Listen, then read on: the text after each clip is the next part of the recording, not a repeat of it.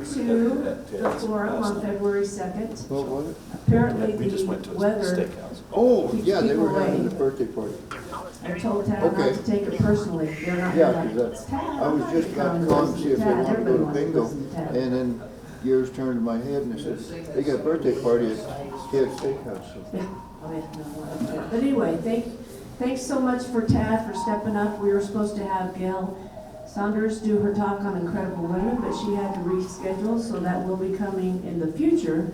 So they called Tad, and Tad was, as any fire department chief, always willing and able and ready to step up to the plate and help us out. So this was a good time. I assume everybody here got the email about the change in speakers. If you did not get your email, you need to let Barbara or Kathy Evers know and make sure that we've got your correct email address. And so without dragging on and this becoming my presentation, Tad's going to talk about the fire department. I would like to say a little bit about Tad. I love Tad. He's a local boy. He graduated from Montrose High School in 1989. He married somebody that also graduated from Montrose High School. Always knew he liked this place, wanted to live here, work here, raise a family here. He's done that very successfully. And so basically he's one of our own, and we couldn't be more proud of you. So thank you for what you do, and we're looking forward to this presentation. All right, thank you. You guys hear me okay? You got the mic thing working? No? Thought we were on 92. We are. How about now? Better? No? That's pretty good. Don't work. No, but you could, it may be small enough group that you could talk loud enough. Everybody could move forward a ways. Get this thing up closer to my Yeah. mouth. That better? That's better. I can hear you now. Okay, all right. We're just going to roll with this thing. There we go. Now So yeah, welcome everybody. I was really glad to see this stellar turnout attendance to check out the fire department today. But honestly, it does not hurt my feelings a bit. So I'm just going to give a brief overview of what the Montrose Fire Protection does, and where your tax dollars go today. As I was telling Barbara when she called and asked me to do this, I really kind of prefer to keep the presentation short and then just answer questions, because it's really hard to put something together with trying to keep in mind what you want to hear. What do you want to know? So I think I've tried to do a little bit of that in the beginning, but please jot down some questions, anything that sparks your interest as I'm talking, and I'm happy to answer anything about the fire district as we move forward. So the Montrose Fire Protection District, we're a Type 32 special district. So similar to like your library district or your recreation district, water districts. One of the biggest confusions, particularly for new people in our community, is that we're either a part of the county, that we're a county fire department, or that we're part of the city, that we're a municipal fire department. And we're neither one of those. We don't have any affiliation with the county or the city, but we collaborate and work very well with both of those entities in how we do our emergency response, how we do our community service, those types of things. So as a Title 32 special district, we're governed by a board of directors. So up here currently is our current board of directors. So we've got Brandon Frey, Greg Bullock, Leslie County, Pete Cassidy Jr., and Lilia Falk. These directors serve 4-year terms, and we do have terms coming up in 2022, in May of 2022. So there's a potential that we'll be doing a district election. So if anybody's interested in serving on the fire board, watch the paper and you can see how to pick up your self-nomination form to do so. Here's a quick financial overview. So as a Title 32 special district, we rely primarily on property taxes to provide services to the community. One thing that's specific to fire protection districts under Title 32 is that we cannot collect a sales tax to provide services.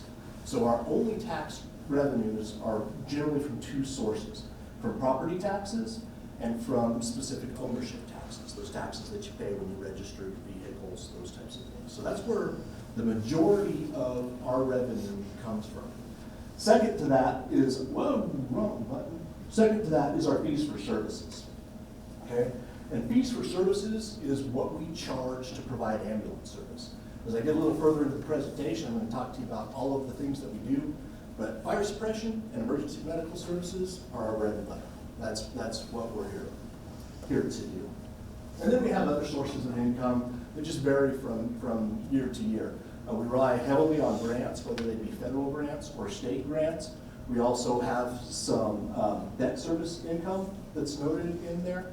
But that's generally where our revenue sources come from. As far as expenditures go, here's kind of a historical run on expenditures here for the little bit, or for the past few years. But just kind of broken down into 4 general categories. So personnel, operating, capital, and debt service. As that summary showed, our revenues gradually increase. Our expenditures gradually increase with those revenues. The one thing that I want to point out is that when I prepare an annual budget, I rely heavily on our long-term financial plan. And this is a screenshot of a spreadsheet that I used for 2022. We instituted this process back in 2006 when we received our first mill levy to construct Station 2 and Station 3. And it's been such a valuable tool for us moving forward for our long-term planning and what our needs are and how they coincide with how we anticipate our revenues to grow and how we anticipate our expenditures to go, particularly on the operating side, to make sure that whatever decision we make in any given year, we can sustain that for the future.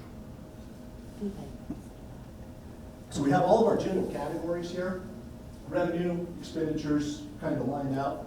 But what I really want to focus on is the bottom line down here. So what this spreadsheet does is in the revenue side, it accounts for an approximate 5% increase per year in assessed valuation. Some years are better than that, some years are worse than that. But as I look back historically over the last 15 years and you average that out, it's about 5%. So it's a good number to plug in there into our assessed values.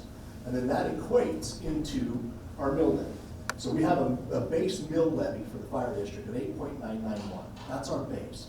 But back in 2018, we went to the voters and asked permission to see if we could adjust that mill levy either up or down due to any mathematical changes in how that mill levy or how assessed values are calculated. So you'll remember I came and gave a big pitch about the Gallagher Amendment and how that impacted us as a fire protection district. And then we went to the voters and asked the voters, hey, we don't want to increase our mill levy, we just want to reestablish that base and have permission to adjust up or down as the residential assessment rate either decreases, which it has, or if it does tend to increase, then we would reduce our mill levy. And that was successfully passed back in 2018. And my next slide will show what would have happened if that wouldn't have passed.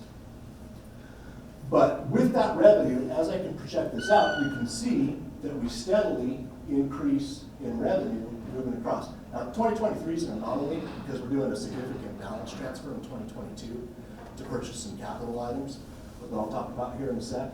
But from there, you can see that our revenues increase gradually as we move across because our assessed values increase.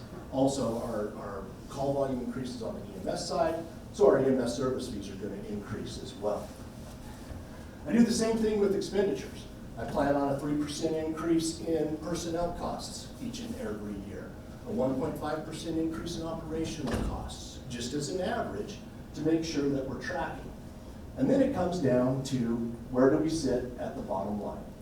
So when we have our general fund here, we also have to restrict some money, so we have to meet our table requirement and do some table restricted.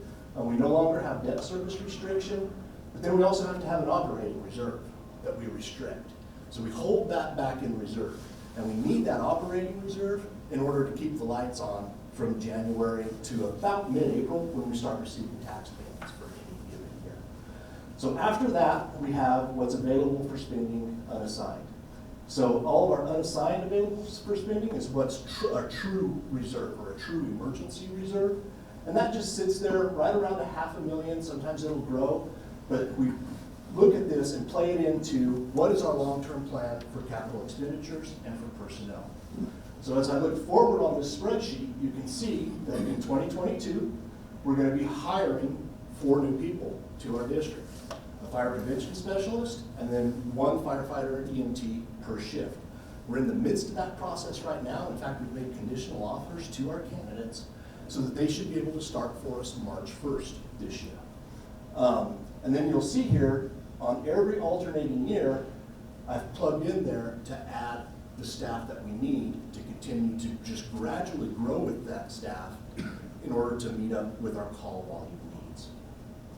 Also in here, we have our capital replacement plan. So you can look across here under our capital outlay, and in 2022, we're going to spend about $1.5 million in capital outlay. So in 2022, we're going to be purchasing this year 2 fire trucks, 3 ambulances, 2 new cardiac monitors, 2 new gurneys, and we're going to be replacing a big batch of our handheld radios so that our firefighters and EMS providers can communicate when they're in SCBA. So the reason that we're doing that all this year is kind of twofold. We were going to purchase the fire trucks last year, and in fact, we borrowed $960,000 to do that. But the little pesky thing of COVID and supply chains and stuff like that didn't make that feasible. So, it impacts everything. So the 2 apparatus that we ordered, we're still not going to receive until probably November or December of this year. So you order a fire truck in January of 2021, you might get it in December of 2022. Same thing kind of holds true on our ambulances. But the reason that we're in this capital crunch is because of the recession that really impacted us back in 2010. When that took place, we didn't go to the voters, we didn't increase our mill levy. We stopped our capital replacement program, we froze salaries, we just rode the storm like everybody else had to do. But now, fortunately, we're benefiting of a strong economy now. So over the last 2 cycles, assessed values have increased pretty significantly. On both reassessment cycles, we've seen an increase in revenue of about $500,000. So we're able now to start working on that capital replacement program and catch up.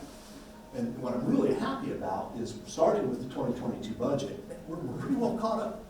We're where we want to be as a district, and we have a long-term plan to keep us where we want to be as long as everything holds. So you can see it's pretty small down here, but next year we're looking to replace one of our brush trucks and a staff vehicle. 2024, we're going to need to replace another ambulance. We're going to have to do another Type 1 engine in 2025, another brush truck in 26, and then we're going to have to replace that ladder truck that's going to be 25 years old in 2027. So we've got all that plugged in there and planned out, and the good news is our available for spending line is not red. Okay? So at least I'm not coming here telling you it's doom, gloom, and you're going to see me next year asking for more taxes. Okay? So that's the real point I want to drive here. So I touched on our 2018 bill adjustment just a little bit ago, and since Barbara put in her email that I was going to tell you what that impact of that was, I made a quick slide for you. So I really didn't know how to explain what that impact was, because when we went to you in 2018, we truly were not asking for more. We were just truly asking to keep what you've already provided us and to allow us to not have that be taken away. So this is one of the slides that I used in that ask a few years ago. But what it basically shows here is the red line is our operating revenue, the black line is our operating expenditures, and the green line is what our revenue would have been if we had not gotten that 2018 mill levy adjustment. So, it really does point out, we're sitting here in 2022, so we're accurate numbers up to here, and then we go projection numbers coming here. So we're still going to have a nice little split. We're going to bring in just a little bit more revenue than we intend to expend, and we can utilize what that nice little split is to continue with our capital apparatus replacement program, as well as putting on necessary staff as our needs grow within the community. So now you know about the money, right? So let me tell you what the money gets you. Besides a dry mouth from yapping too much.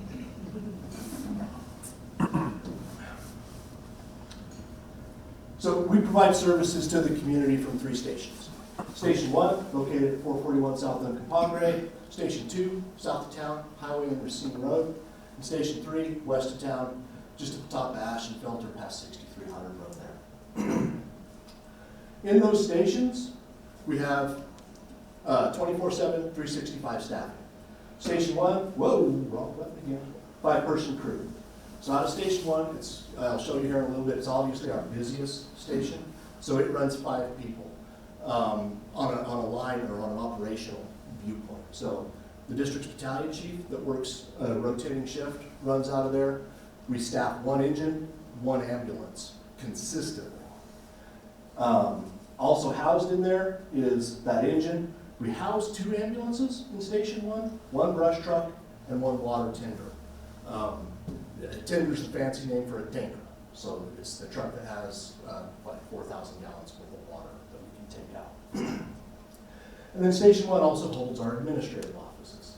Our administration is pretty lean and mean. So our administration consists of myself as the chief of the department, Lindsay Wiley, who's our deputy administrator, and then we have a fire marshal and a fire prevention specialist.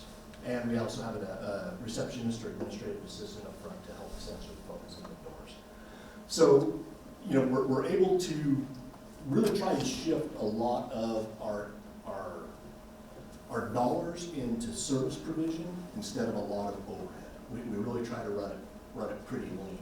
When you look at comparable departments to ours, you'll see that they have, you know, a fire chief, they'll have 2 deputy chiefs, they'll have an administrative chief, they'll have an administrative training officer, 2 administrative captains.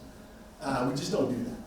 I put a lot of responsibilities on our battalion chiefs to take care of significant divisions within the departments. For example, supplies, maintenance, training.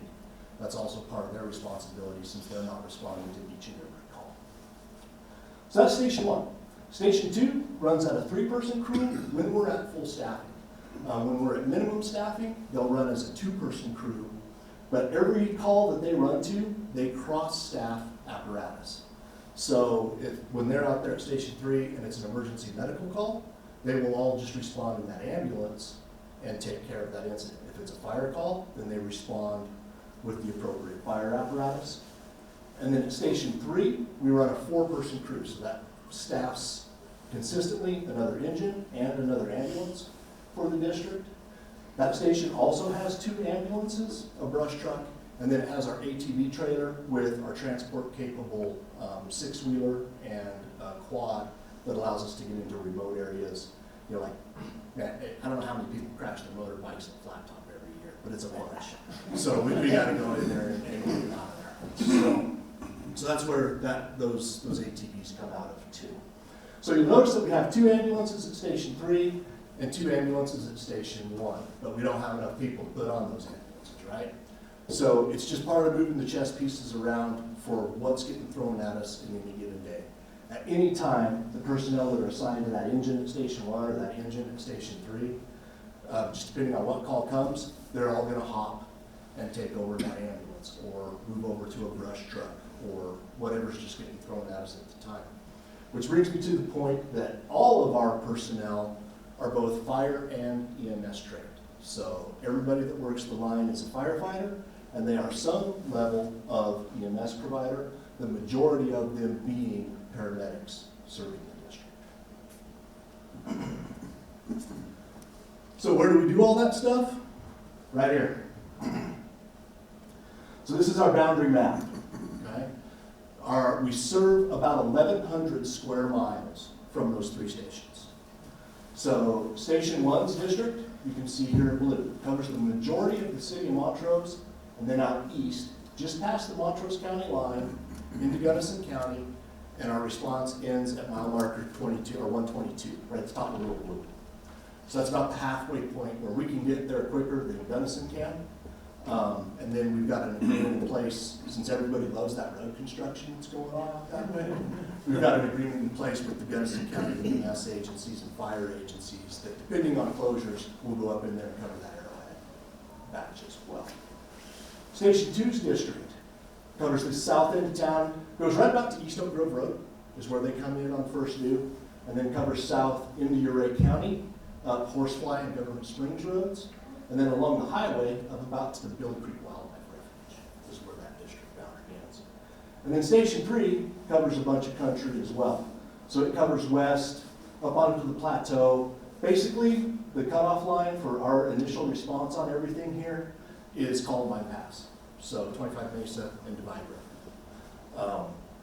You can see that it's really kind of based on the geography here, because as you come up Transfer Road, it's better served by Olathe's Fire Protection District and Ambulance Service because they have the better access. Coming up 25 Mesa Road, it's actually Delta County that comes up and provides EMS from that side. And then off the back side here, that's all covered by Euclid, Natarita, and Norwood to provide that west end coverage on there. So it's a lot of country, but the majority of our calls occur right in here. So I'll talk about some of the numbers here in just a minute, but Station 2 and Station 3 and Station 1, they all work collaboratively to cover the entire district. So it's not just Station 1 that covers Station 1's calls. Because Station 1, when it gets a call, and it happens, if you listen to a scanner or if you just crack the window and listen to the sirens, you'll hear that we'll get a call, and then in 2 minutes, we're going to get another call. And then in another 2 minutes, we're going to get another call. Our calls tend to stack as it happens, so we draw resources from district to district to just cover those needs up until the point we exhaust all of our resources.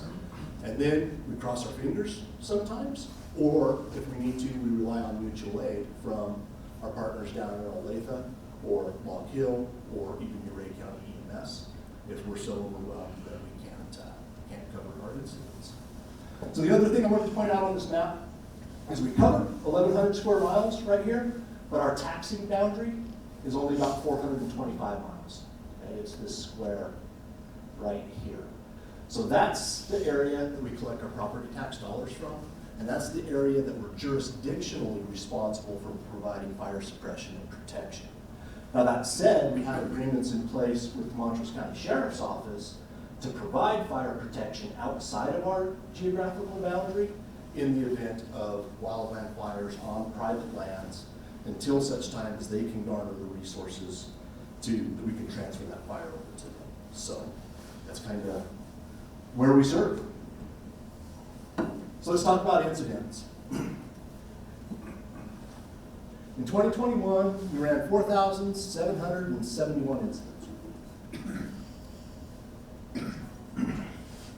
Of those, 3,506 were emergency medical services. So, what's that tell you? As a fire protection district, yeah, we're a fire department, but really what are we? We're an ambulance service, right? We're an ambulance service that occasionally puts out fires. 74% of our business is emergency medical services. Okay.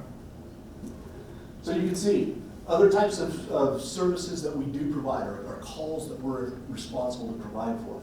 Fires, 151 fires in 2021. Not a real big number for a fire department, right? So the only things that are included in that is true fires. So structure fires, car fires, grass fires. Any incident where we were called and we had to extinguish or mitigate that fire, 151. You'll see that we have 306 good intent calls. Good intent calls covers a broad variety of categories under the National Fire Incident Reporting System, but the big one in there is authorized controlled burn. So a lot of those numbers are smoke reports, smoke scares. Neighbor A calls that neighbor C is burning something in their backyard and it needs to be checked out. So we respond, determine whether if it's in the city it's appropriately permitted, or if it's in the county that it's not a legitimate incident and we can let them continue to do what they do. We get a lot of those types of calls. Hazardous materials calls, 89 of those in 2021. That runs the gamut. It can be anything from a true hazardous materials release, like anhydrous ammonia, we get that a couple of times a year, to gas spills, to gas line ruptures. We get a lot of those during construction season. Service calls, public assistance, 457. That's really kind of everything else. The cool thing about a fire department is we get the call when nobody knows who to call, right? So you get this crazy thing going on. What do we do? Well, let's call the fire department. They'll know. That's a lot of those, but honestly, the majority of those are lift assists for our elderly community and for our like hospice care type community. One of the things that I'm really proud of with our fire department is that we provide that service. It's free of charge to anybody within our district. A lot of elderly people in our community or frail or sick, they'll slip, they'll fall, they're not hurt, they're not injured, but they just can't get themselves up. So we'll send a crew over there, pick them up, make sure that they're safe, make sure that they're not hurt, assist them to their chair, assist them to their bed, and sometimes maybe we can cook them breakfast or whatever. But that's where a lot of these service calls and public calls come in. False alarms, 219 of those, and those are all either false medical alarms or false fire alarms. So throughout our community, and as our community grows, a lot of our commercial buildings have sprinkler systems, they have automatic fire detection systems, smoke detection systems that are monitored by an outside company. And they're not perfect, sometimes they fail, those alarms go off, we get dispatched, turns out it's just a false call. That also accounts for times that we're dispatched and canceled en route. So, for example, somebody sees an auto accident, they'll call, then subsequent calls will come in and determine, hey, it's non-injury, there's no fluid leaking, and we'll get canceled. So, and then special incidents are those things that are kind of outside that scope. A lot of specialty rescue type stuff in there. So as the fire district, we also provide technical special rescue. The 13 incidents in there, most of those are water related, whether it be an ice rescue or swift water rescue. There's a couple of not bomb incidents, but explosive incidents, where somebody goes in there and finds a box of dynamite that Grandpa had for World War II in the shed that's all crystallized that we got to kind of do something with, right? You don't know, who do you call? Call the fire department. So that's where our incidents lie. Here's where they all happen, okay? So of that 4,700 incidents, 3,205 happened in Station 1's district. Most of them right here in the city of Montrose. All right. District 2 had 810, District 3 had 726. And those numbers are where those incidents originated from, not necessarily who responded to those incidents. So like I said before, 3,200 calls in Station 1's district, 5 people, time of day, the math just doesn't work, right? So a lot of times, a lot of District 3, so I guess what I'm trying to say here is District 2 Station 2 and Station 3 are busier than these numbers indicate because they come in and cover secondary calls in District 1, just depending on where we draw that line for first due and who's available. Here's just a quick graph on our historic and projected annual call volume. So as you can see, we consistently get busier, except for this anomaly that happened between 2018 and 2019, where we were actually 20 calls down. But since then, we're going strong. So 47, 41 in 2021, and then we just continue to trend upward. But the nice thing is when you match that trend line with our revenue and our operational expenditures trend line, they go on the same path.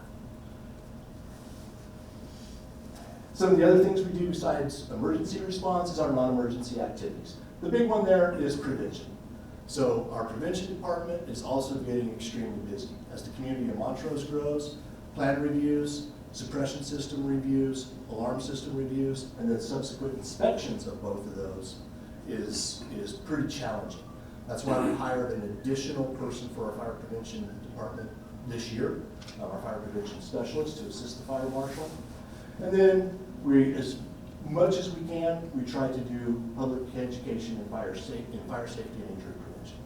That's been, frankly, we've slacked on it the last couple of years just because we don't have the time. But with the addition of that fire prevention specialist, we hope to get back out there. One thing that we've always been consistent on, though, is getting our firefighters into the schools with our children to teach the basics of fire safety, stay low and smoke, how do you respond to a smoke alarm, all of those types of things. We got a killer puppet show that you all want to see sometime. Oh, yeah. You'll be singing those songs for days.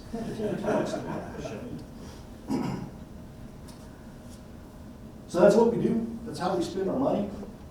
So what's next? What's it look like for us? You know, I'm really happy to be able to come and talk to you and say, all in all, we're doing pretty good. You know, it's one of those things. A lot of times you have to come to the group and say, we need your support, we need your help. But it's nice to be able to come and say, we're doing okay. I'm not asking for anything today. Don't need anything. As long as assessed values sustain. What we really need is our assessed values to sustain. We don't need them to be going crazy like they're doing right now. But we just don't want, because we don't want them to fall. You know, that crushed us back in 2010. It just completely put us on another track. We lost over $2 million in revenue. And not revenue that we were projecting to get, we literally had to cut our budget by $2 million over the course of 2.5 to 4 years.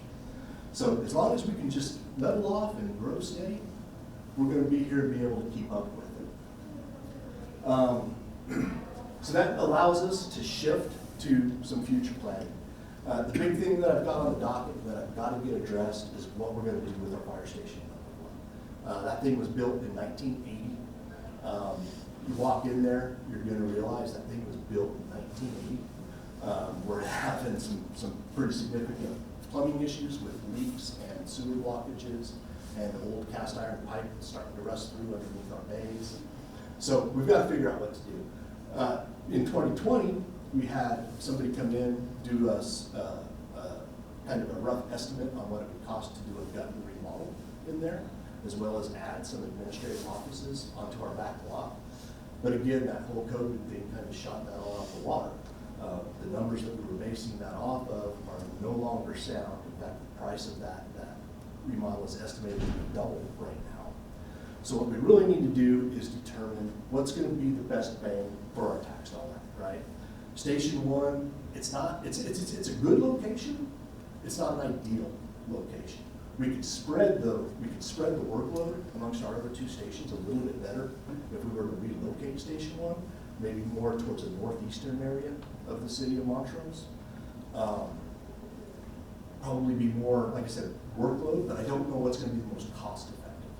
So that's really kind of where we're at, is to really, it's time to start brainstorming, see what we can do. You know, the other big issue of relocating the fire station is what do you do with your old one?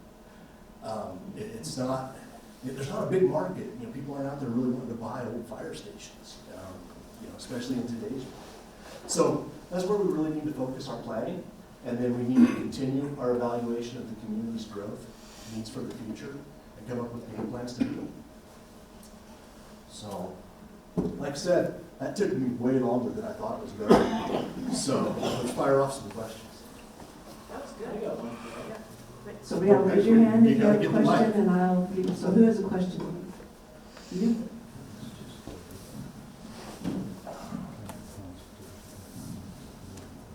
How much is a fire truck and where are they built these days? Do Great we have to question. go to China to get a fire truck? So there's 2. Let me answer the first part first. The fire trucks that are in our 2022 budget, those are being purchased for just over $400,000. And I went with a kind of a cookie cutter model.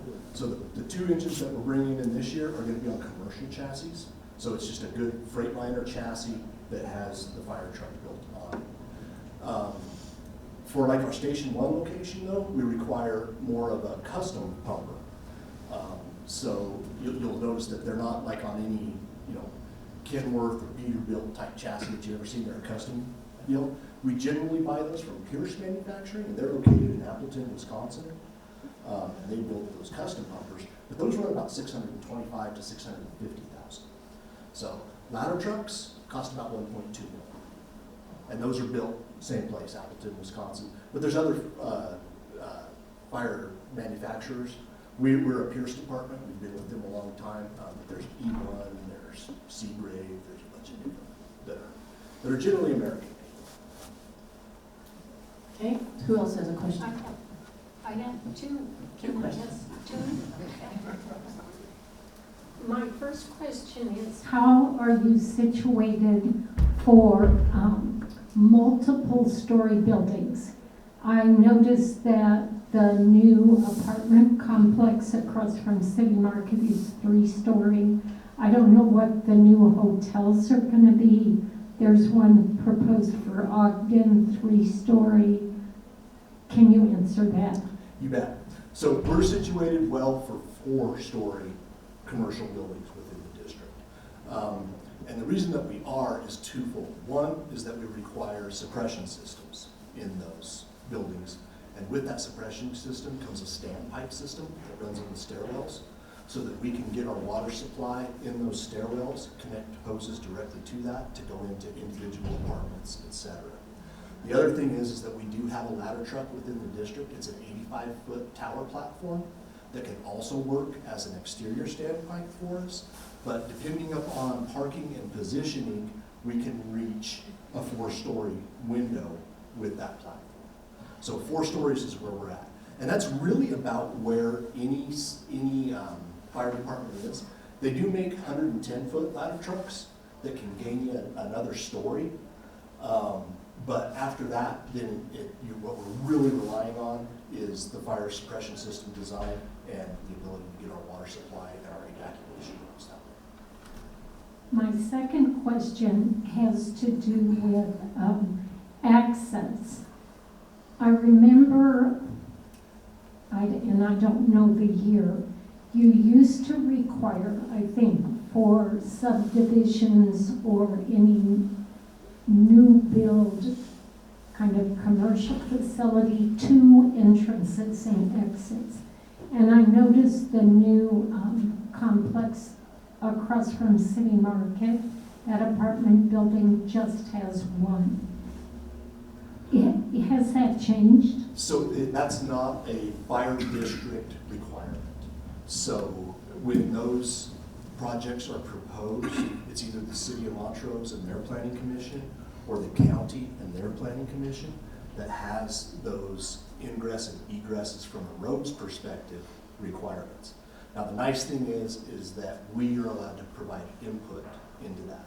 So all of the future developments, whether it be a residential subdivision or an assisted living facility or whatever, they still all have to meet the building code and the fire code. So one thing that's in the fire code that we are responsible for is in those accesses that we have adequate turnarounds, that roads are built to appropriate turn radiuses, have enough substance to handle a fire truck, things like that. If, say like on that, the Woodgate one that you're talking about, if they have a suppression system like it does, there has to be adequate access so that we can go and supply water to that suppression system, those types of things. But when it comes to how many roads into a subdivision, how many roads out of a subdivision, we don't have the authority to require anything there, but we have a lot of input, and both the county and the city are very good at listening to our input and requiring our recommendations. And a lot of that's kind of subjective too. How many houses are going to be served off of this one subdivision, or things like that? What's going to be the population that is stuck in there if there's only one way in, one way out? What does the environment around it look like? Is it in a wildland urban interface where their point of egress has a strong potential of being cut off? Yeah, we're going to recommend a secondary exit. If that's, you see what I'm saying? It's really subjective there, and there's no specific requirements for that, but at least our voice is heard in both the county and the city. Yeah, hang on, Barbara. So Ted, are you having any difficulty getting properly trained local employees with your new hires coming up? No, believe it or not, no. We were, through this last hiring, we thought that we might. So we actually, when we sent out our application, we lowered our requirements to apply. And we just required the bare minimums, 21 years old, valid Colorado driver's license, and a CPR certificate. And we were still able to get from this applicant pool certified firefighters, 3 of them with paramedics, 2 of them already with their EMT. Of our top candidates, 4 of them are local. 1 of them is from the Grand Junction area. Where do they get their firefighter training? That's a great question. The Delta Montrose Technical Center has just started a firefighter program. They ran their first academy last year, and I honestly can't speak to the success of that or not. I do know that from our applicant pool, we did not have any applicants that received their firefighter training from that facility. But that said, the way that firefighter training traditionally takes place on the western slope is we train our own. So we're a registered training site with the state of Colorado, and when we bring on a candidate, we'll bring on a candidate that says has their paramedic, and then we will run them through a Firefighter 1 Academy and certify them through the ISTA side of as a Firefighter 1 or Firefighter 2. What were your thoughts when you watched that Marshall fire over in Superior? Because, it took out a subdivision or multiple subdivisions that didn't think they were probably at risk for a wildfire. So beyond the thoughts that we all have of how tragic it was and whatnot, but as a fire chief and looking at what you're responsible for, what were your impressions or thoughts about what you might do going forward? Yeah, that's, the Marshall fire is one of those once in 100 years events. It was a perfect storm of wind and conditions and dryness. Not to go all, ooh, climate change real, climate change not real, I don't want to go there. But fire behavior is different now. For whatever reason, fire behavior is different. We used to have fire seasons. Now we have the risk of wildfire all year long. The Marshall fire, back to what my thoughts were, as I saw some of those notifications coming across, I actually was able to go to a place and listen to the radio traffic of those departments that were dealing with that. There's nothing you can do as a fire protection or as a fire department to stop a 80-mile-an-hour wind-driven fire that's going through dry, light fuels, hot fuels, and being driven. Your point's exactly right. Those subdivisions, they're not what are considered a wildland-urban interface. It's plains grass that was just being wind-fed, to that. And then once you start getting, solid materials burning, the BTUs get to the point where no amount of water in the world, you can't use air resources, nothing. So what my thought process is as a fire chief in managing that is trying to determine, one, how can we evacuate people in the quickest and safest manner, and then determine conditions, where can we define to make a stand and get this thing suppressed. 80-mile-an-hour, this thing burned a hotel, it burned a Tesla dealership, all of which have fire suppression systems. They're brick and mortar construction that, there's just no stopping it. But like I said, that's that perfect storm. It's a once in 100 year event. So in that regard, the fact that only 2 people lost their lives, from a fire district perspective, that's pretty successful. It's amazing. Absolutely. Yeah, it's surprising. So Ted, are fire hydrants still a big thing? And I'm on the planning committee, so I've just never really noticed when we put in a subdivision, we never asked the question like, you have to put X amount of fire hydrants in, and are they maintained? Do you check them and the water supply, blah, blah, blah? So fire departments, Yeah. fire hydrants Yeah. are not property of the fire district. So they're property of whoever supplies the water to that subdivision. So all the fire hydrants in the city of Montrose are city-owned fire hydrants. They're responsible for the installation, maintenance, et cetera, of those. If you kick it into the Chipeta Water District or Tri-County, they only have to put in their fire hydrants. But yes, they are required throughout, based off of the density and spacing. So we need to have access to a fire hydrant, basically about every 1,000 feet, because that's how much hose we can put on a fire truck to lay to a pole. That's what most dogs would actually also say. Exactly. Any more questions? Ted, what would you, in general, comment about, not specifically times, but in terms of response times, what you've seen? Has it gone up? Has it gone down, maybe from 2008 forward to right now? Yeah, so one of the bad parts of me doing this a little early, I was scheduled to do this presentation in March. I was like, oh, yeah, that'll be perfect. I have my annual report done. I'll just kind of present that annual report, smooth sailing, right? And that's where I really dive into what our response times are. But on average, our response time is about 6 to 7 minutes to anywhere within the populous area around our fire stations, within 5 miles of our fire stations, about 8 minutes. So those response times have tremendously improved with the constructions of Station 2 and Station 3, because we're able to, particularly on our west end, be able to service that whole Spring Creek area much better. We still have instances where, as if you recall back to the map, you know, it doesn't, we can't get to Columbine Pass in 8 minutes, you know, or get into the big Cimarron in 8 minutes. So we still have, sometimes we have a 45-minute to an hour response time, which really kind of kills the average.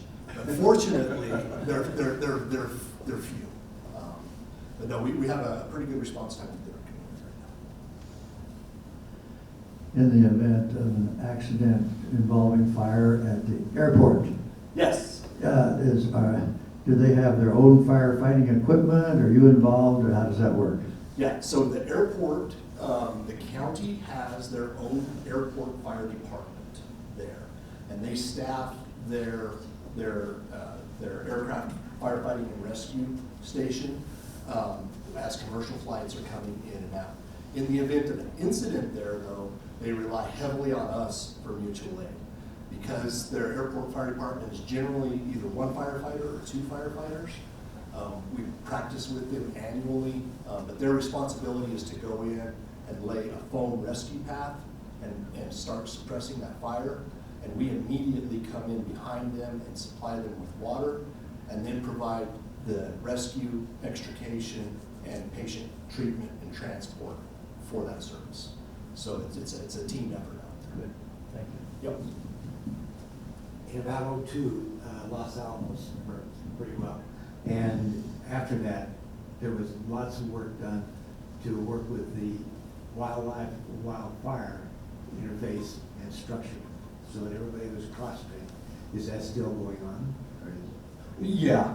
So I didn't touch on it, but we work with our BLM firefighting partners, our U.S. Forest Service firefighting partners, and the Division of Fire Prevention and Control from the state of Colorado all year long. In fact, we have an automatic aid agreement with DFPC, where during our busy agricultural burning season, they provide us automatic mutual aid. They respond in and help with us. We respond with them and help with wildland fire, you know, within our area.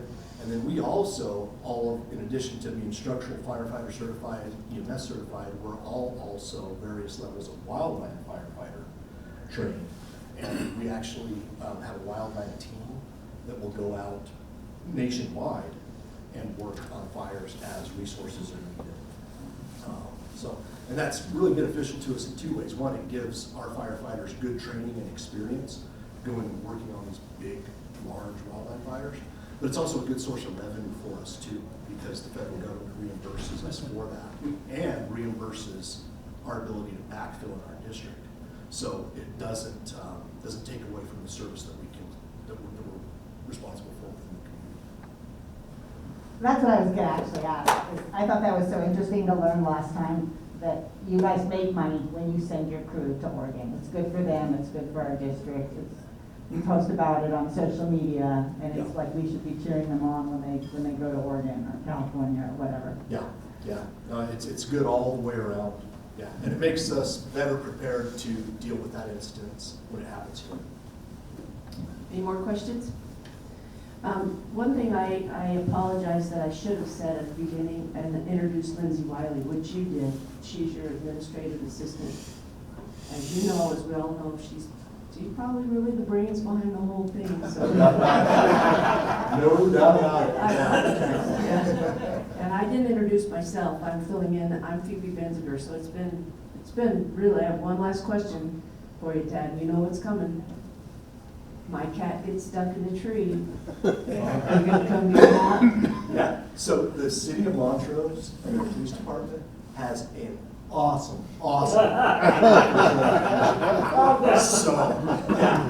So there are trained professionals that know how to deal with those feral animals. We could say, Tad said, call, and you guys will get here quickly. No, we don't do cats in the trees. Okay. The whole reason is, you know, raise your hand if you've ever seen a cat skeleton in a tree. No, they'll come down. They'll come down. All right, well, that was a great presentation. I will let Kathy Beavers talk about next week, but for now, let's give Tad a